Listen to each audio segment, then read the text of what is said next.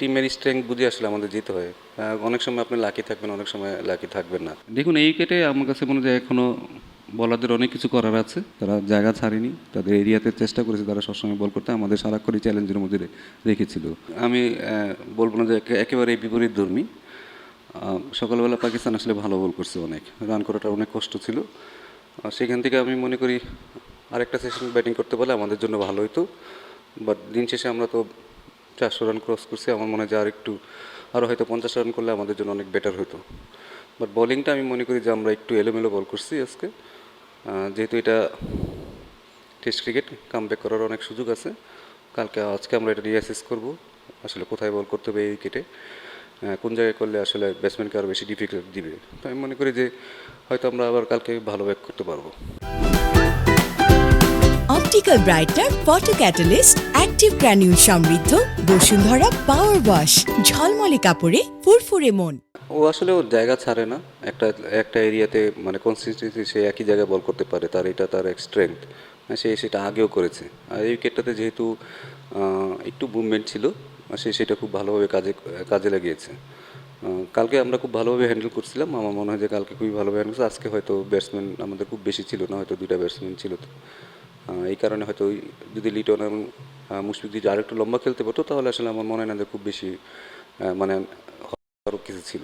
না, না, আসলে ব্যাটিং করাটা অনেক সময় সহজ। যখন আপনি বাজে বল করবেন তখন ব্যাটিং করা অনেক সহজ। বাট রান বের করা আসলে খুব সহজ কাজ না। আমরা মনে হয় আমরা একটু এলোমেলো বল করে ফেলেছি, এই কারণে হয়তো রানটা খুব তাড়াতাড়ি দ্রুত উঠে গেছে।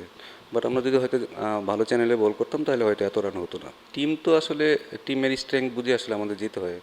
অনেক সময় আপনি লাকি থাকবেন, অনেক সময় লাকি থাকবেন না।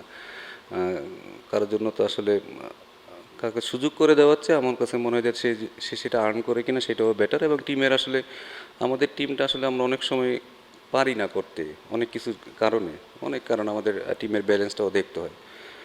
আনলাকি বলবো না, সে হয়তো আবার যখন আসবে তখন হয়তো সে ভালো ভালো করবে। বাট সে তার চেষ্টা করতেছে, যখন সুযোগ আসবে সে তখন খেলবে।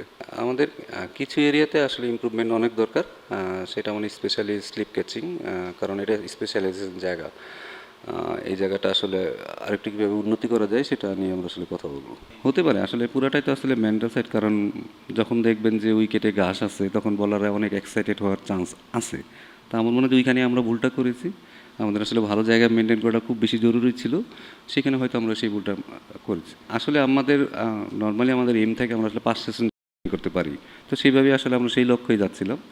শর্টস খেলে আউট হয়েছে, আসলে মাঝে মাঝে হইতেই পারে। তো এটা নিয়ে আসলে খুব বেশি হতাশ হওয়ার কিছু নেই।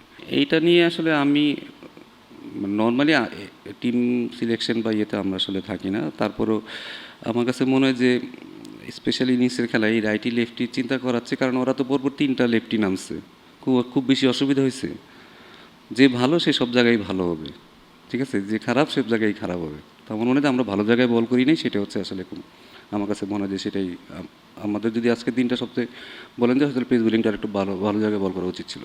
দেখুন, এই উইকেটে আমার কাছে মনে হয় এখনও বলারদের অনেক কিছু করার আছে, স্পেশালি পেস বোলারদের।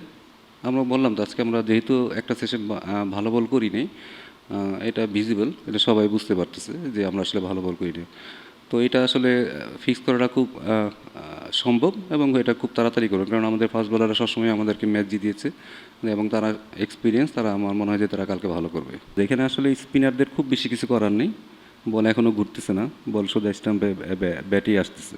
হয়তো মাঝে মাঝে দিয়ে একটা লো করতে পারে, বা সেটা পুরো একটা ম্যাচের সিনারিও না।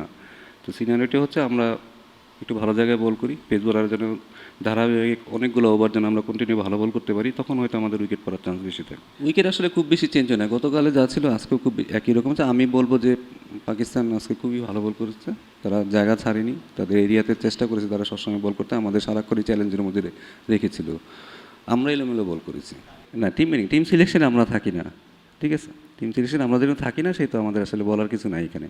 টিমের প্ল্যান যদি বলেন যে হয়তো টিমের প্ল্যানে আমরা সবসময় থাকি, বাট কে খেলবে না খেলবে সেটা তো আসলে আমাদের কিছু বলার নেই। আমাকে হইতে পারে, আমি ধারণা করছি, সেখানে তো আমি বলি নাই যে এটা হইতে পারে, কারণ আপনি যারা আছে তারা সবাই আসলে প্রুভেন।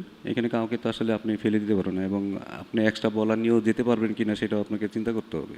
দেখুন, একদম মানসিকভাবে আপনি যে কোনো ফাস্ট বোলারই যখন উইকেটে দেখবে যে ঘাস আছে, তারা এক এক্সাইটমেন্ট আসতেই পারে। কারণ যেহেতু বলে মুভমেন্ট আছে, বল জোরে যাচ্ছে, তখন যে কোনো বলারই হয়তো চিন্তা করে যে হয়তো আমি পেস দিয়ে তাকে বিট করে ফেলবো। আমার মনে হয় যে পাকিস্তানের থেকে আমাদের পেস তো একটু বেশি হইলেও আমাদের এই জায়গাটা আমরা একটু এগিয়েছিলাম। বাট আপনাকে ভালো জায়গায় তো বল করাটা খুব বেশি ইম্পর্টেন্ট। তো আমরা মনে হয় যে আমরা অনেক লুজ বল করেছি, ওইটা যেন কালকে না হয় সেটাই আমরা লক্ষ্য রাখবো। আমি বলবো যে পাকিস্তান আজকে খুবই ভালো বল করছে। এখান দিয়ে তারা আমাদের আজকে সারাক্ষণই আমাদের চ্যালেঞ্জের মধ্যে রেখেছিল, সেখানে তারা অনেক বেটার করেছে, তারা ম্যাচে তাড়াতাড়ি ফিরে আসছে। ব্যাটিংটাও তারা বলবো যেহেতু তাদের দুইটা নতুন ব্যাটসম্যান ডেবিউট্যান্ট ছিল, তারা খুবই ভালো ব্যাটিং করেছে, সিচুয়েশন অনুযায়ী ভালো ব্যাটিং করেছে।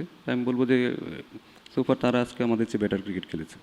For more updates, subscribe to our YouTube channel and click on the bell icon. Follow us on Facebook and Instagram. Download T Sports app to enjoy exciting games and highlights. Visit tsports.com.